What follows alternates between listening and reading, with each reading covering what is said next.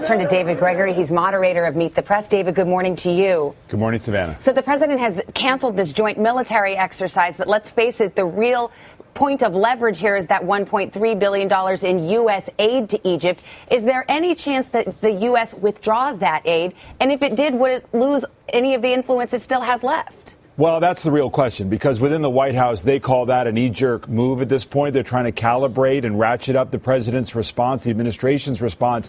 But you've got both members of Congress, Republicans and Democrats, starting to sound more angry, saying, look, the Egyptian military is putting them in an impossible situation. It's August. They go home. They have to defend giving $1.5 billion to Egypt, a lot of that to the military, when they are responsible for the death on the street and the images on our TV screen. So I think there's going to be more momentum. Again, the administration, as you say, wants that leverage over the military, and it's tied to the money. Yeah, and they want the leverage. At the same time, we're still giving the money. And the U.S. has asked the generals not to engage in this kind of violent crackdown repeatedly, and the generals went ahead and did it. John McCain said the military in Egypt is, quote, basically ignoring us.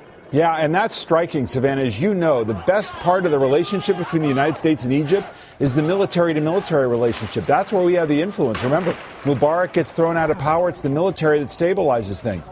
The top members of the government, Secretary of State John Kerry and others, felt when Morsi was ousted that the military had this under control. They would quickly usher in a period of stability, get back to a democratic path. Now the quiet conversations are they have got to do it, and they have got to do it quickly.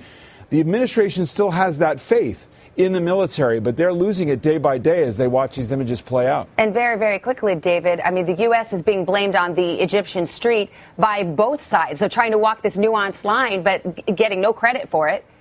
Right. And what is American influence right now? What is the United States prepared to do? A senior White House official told me yesterday that the U.S. does not want to be seen trying to engineer a political outcome. So where is U.S. clout right now? I think a lot of people are asking that question. David Gregory, thank you so much. I know you have a lot more on this on Meet the Press on Sunday, as well as the fight over New York City's stop and frisk policy with Police Commissioner Ray Kelly. You watch the images of the protests, and it's easy to think, wow, that entire city of Cairo, the entire country of Egypt, is coming apart at the seams. And yet there's a picture on Twitter that's making the rounds that shows that even as the smoke rises in one part of Cairo, people in another part of the city going about their business there, enjoying a day at the beach. It's striking, that photo.